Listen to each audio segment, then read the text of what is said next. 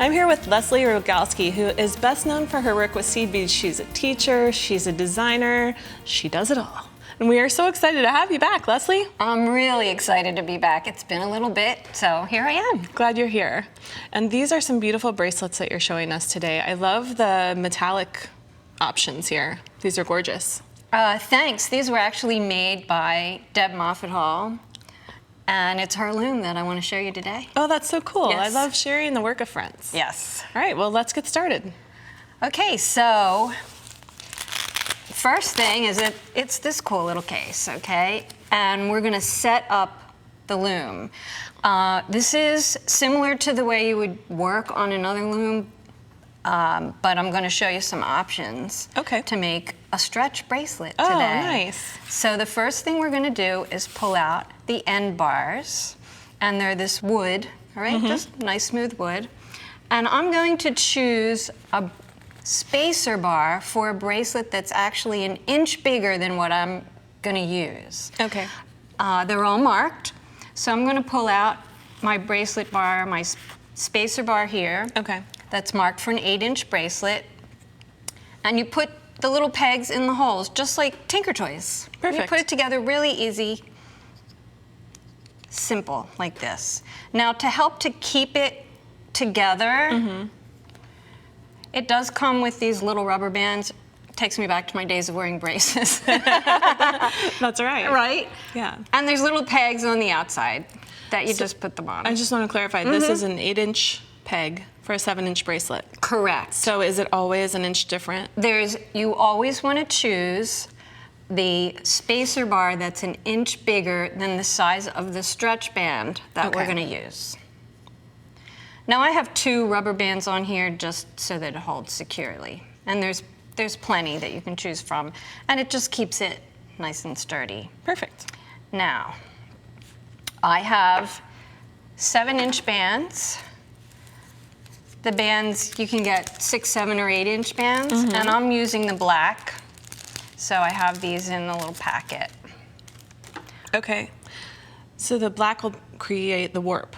The black this is the warp. Okay. So there's no end to this warp. There's no warp threads to weave in. Nice. Normally, you know, when you work on normal looms, you usually work from a spool. If you're making a stretch bracelet, you would use that kind of stretch cord to do it. And it takes more effort to do that. Let me show you the pattern here. I'm going to do the same pattern as the metallic bracelets, but I'm going to use some different colors. Yes, I love the colors you chose. Thank you. But you could also, so the black is going to become a part of the design, but you could also choose a transparent option if you wanted There's a transparent option, right. So because I'm using the black bands, I'm also going to use a black thread. And I want to make sure to use a nylon thread, not a thermally bonded thread, which could cut into the elastic. So I'm using a nylon thread, and I'll use a big-eyed needle. And nylon has a little bit of give. So. It does have a little bit of give, which you want because it's a stretch bracelet. So there's going to be a little bit of that activity. I love the way this is all coming together so far. It's really it's fun. You build a little project fun to show before you. That's right. It's a little, like I said, Tinker Toys. So the pattern that I'm using calls for 5 warp threads or 5 stretch bands. And this is what you have to do. Pick your first one and roll it on. Pick your second one and roll it on. Pick your third one and roll it on. Just keep going, keep going. And here's warp band number 4 and warp band number 5. Okay. Do you have a recommendation for how many bands you can build across? This is really reliant on the design that you're doing. The project that I'm going to show you is going to utilize the space in between the warps for more than one bead. So when you're weaving on a loom, and a lot of people who are familiar with this are going to know that a lot of times the warps do have more than one bead in between. Depends on whether you're using multiple sizes of beads in order to equalize it. So these are things that you really have to look at the tutorial for to determine how many warp bands you're going to need and how far apart to space them. Okay. So in my design, and the tutorial will specify that. Perfect. All right. So we have your 5 warp bands. And I have my beads laid out here. I'm going to be working with 2-holed honeycombs because I want to show you the nifty way that you can work with 2-holed beads in looming. I have 6mm fire polish rounds and size 11 seed beads. And it's the designers who figure out how many beads across each warp space you're going to need in order to make it fit nice and even here. Okay. So on the metallic bracelets, you can see that there's size 11 and honeycombs and things. All right. So I'm going to start this just like I would on a normal loom. And you're going to tie, I'm right-handed, so I'm going to tie on my left warp. I'm just going to tie a half hitch. And that's it. I'm going to leave enough thread just to weave in later. Now I'm going to pick up my first row of beads. I'm just going to pick up my 6mm. Okay. All right, so I know that there's 6 beads across because I've done this before. So I'm going to pick these up. 1, 2, 3, 4, 5, 6. And just like in any other loom, you're going to bring the beads under the warp. And now's where you sort of adjust to see how far apart they go. Now the space between the first 2, I only have 1 bead. The space between the second and third, space, I'm gonna get my fingers under there. There's gonna be 2 in each one. Okay. There you go. That's the pattern. Is that to allow for the other beads, the 2-hole bead that you're going to add? That's correct. Okay. I know that this width is going to fit the other beads. Now remember, my thread's coming underneath. Now I'm going to go back through the beads and I'm going to keep my needle and thread, and it's a big-eyed needle. Just makes it easier to thread the threads. And I'm going to go back through all the beads. And you always want to pull straight out of the bead hole. You don't want to pull at an angle. Now here's the thing too, when you're working with the stretch bands, don't pull your weaving thread too tight. It's going to pull the bands into the bead hole. So you want to have a nice, easy tension. Okay. And then you're going to bring your needle and thread underneath. Okay. Very good. Right. Now we have the second row is when we do the 2-hole beads.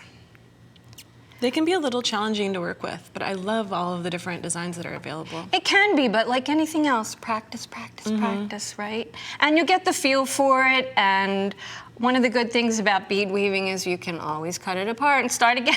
I know you don't like to do that. Okay. Don't break my heart. Let's see you do those 2-hole beads. Okay, so the pattern that works with this is 1 6mm, an 11, a honeycomb, and 11. And I'm picking up an 11 next to the honeys because they're slanted sides, so I've figured out that that fits in the space. Right, so there's no thread showing.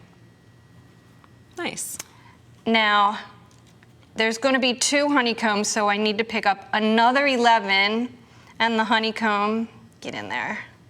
Okay. Here's a tip. Anytime you do any kind of seed bead weaving with 2-hole beads, please check to make sure both holes are open. Sometimes there's some extra material inside. Sometimes when they're finished or coated, it can block the hole, and you don't want to have to go back and undo it. Okay.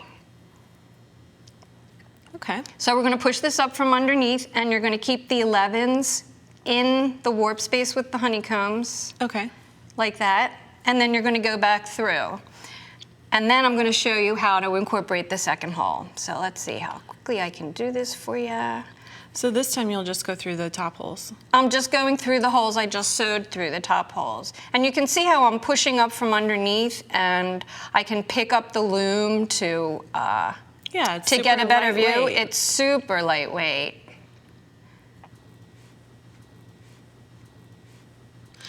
Something like that, you could throw it in your suitcase. This fits inside here, so you can always like close it up if it's not finished yet, which is great. It's perfectly safe in there. Yes. Yes, yes. And you want to do the same thing, and you want to have a nice gentle pull. All right. Now, when you're working with 2-hole beads, you want to treat that second hole like it's a new bead that you're picking up, so you just have to remember to come under the warp, and I'm going to pick up another fire polish and 11, but I already have my honeycomb, so I'm going to bring my needle back underneath, and I'm going to go through that second honeycomb. Now, if you want, you can, pull it up so you can see it a little bit. So you're going to do that. Okay. And I would continue across the row, picking up the beads, going through the next one, and coming through. Now I want to get in here that once you have this all the way done with about 1 inch left, you're going to have a bracelet that looks like this. And you want to take it off the loom and let it rest for an hour so the elastic cord goes back to shape, and then you're going to put it back on the very same loom, and you're going to finish it up. And I can see that I just have one more space to fill with the honeycomb beads, and then you're going to weave in the end, nice and simple, like you would normally. Take it off the loom, and you can sort of massage it and stretch it, and you can see why you need that loose tension now. Right. All right. Get everything back into place. And there you go. It is beautiful. I love this piece. And do you add a little bit of glue to the end, or you just weave it in? I do not. You are a purist. I just weave it in. Well, you know what will happen too? If it's too tight a closure, it could pull in that spot. So I want to give it, weave it back and forth a little bit to hide the end and room to breathe. This is a great project. I love it, Leslie. Thank you. Let's take a look at these different bracelet combinations. You can make different widths. You can use different 2-hole beads. These are amazing. Thank you so much, Leslie. Thanks. Glad to be here.